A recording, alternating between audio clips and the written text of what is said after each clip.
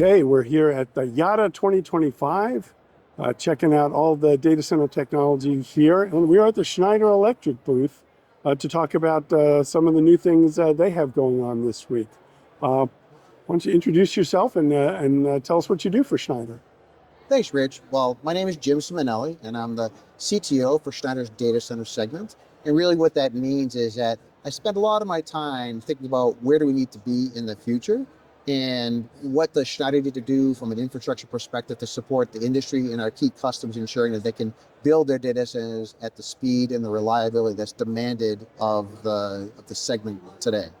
This week you've announced something new with Compass Data Centers, a partner that you've worked pretty closely with for a long time. Maybe tell us a little bit about what you're announcing and how you're helping Compass with what they're doing.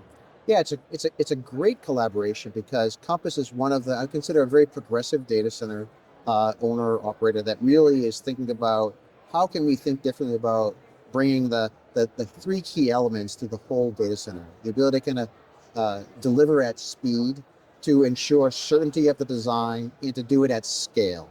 And those principles is kind of embodied in how Compass operates for sure. And we've been working very deeply with them, I would say, on the classic power and cooling dimensions and ensuring that their infrastructure will be built in a modular, prefabricated manner from a power and cooling dimension. That's kind of how they manage this, along with a fully monitored system as well.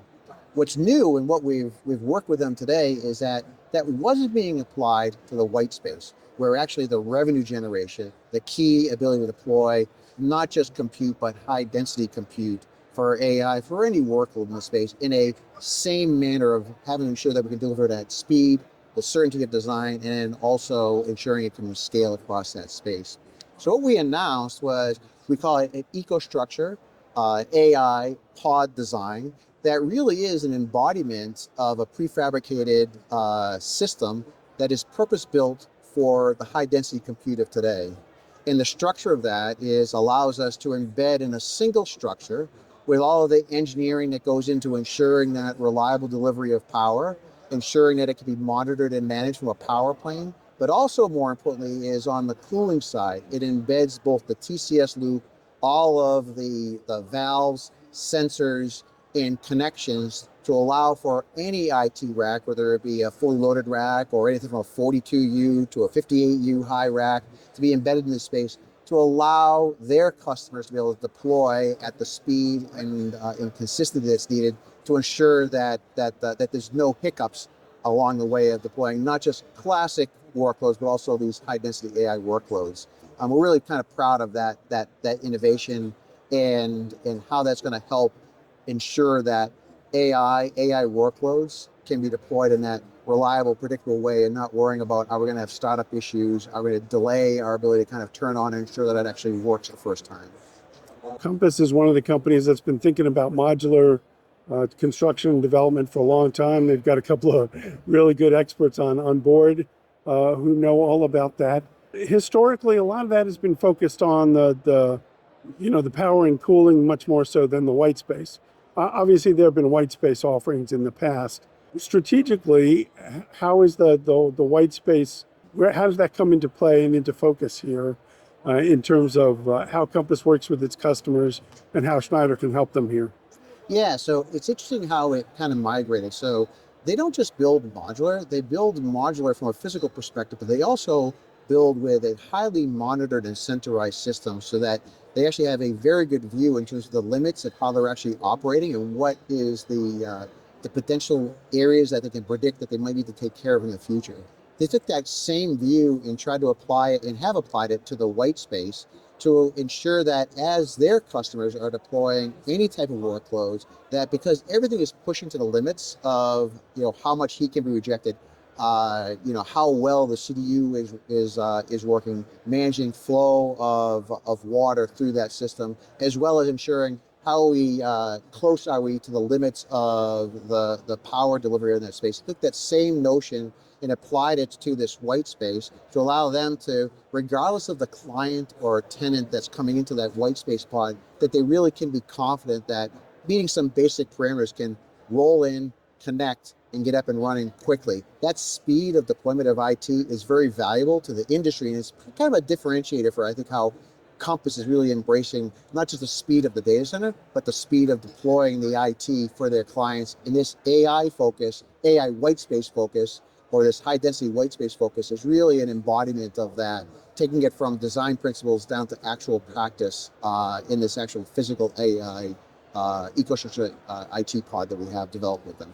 And is this generally being thought of as a solution that will help them deploy more quickly within their own data centers, or as like a customer premises kind of option, or does it potentially serve both purposes?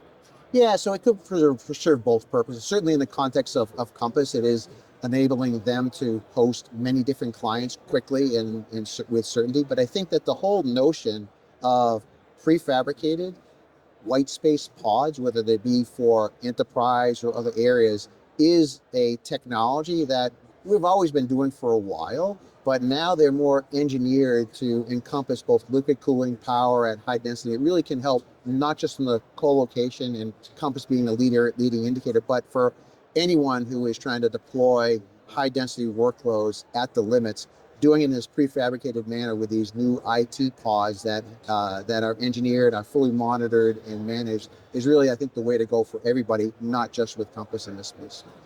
And it seems like with all the discussion here at the show, there's been a lot of discussion of density and maybe how that changes the way folks have to think about it. This seems like, if not an easy button, an easier button to try and get to something like that. Yeah, in the olden days, it used to be, you didn't think about it. You just connected a 30 amp whip, make sure you had enough,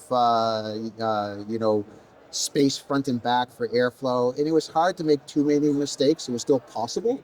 But when you think about pushing to the power limits, ensuring that you still have fault current flow that does not get it out of hand, and that you still have the ability to kind of deliver liquid cooling to these racks. It's not easy to do. It's not easy to do at scale. You want to do that in a factory environment to make it as easy as possible for anybody to deploy high density workloads, whether it is in a colo or an enterprise or any other aspect of that. That's where the industry is going for high density for certain. That's how we see the trend moving in the industry. And we hope that with Schneider's understanding of both the cooling, power, monitoring, and management across both planes is a unique space for us to remain creative, innovative, not just for today, but for the future as well.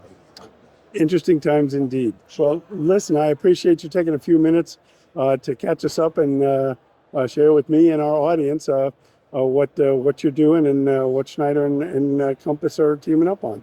So thanks so much. Thanks, Rich. Really great pleasure talking with you. It's always a good pleasure to talk about this subject as well. Thanks, Rich.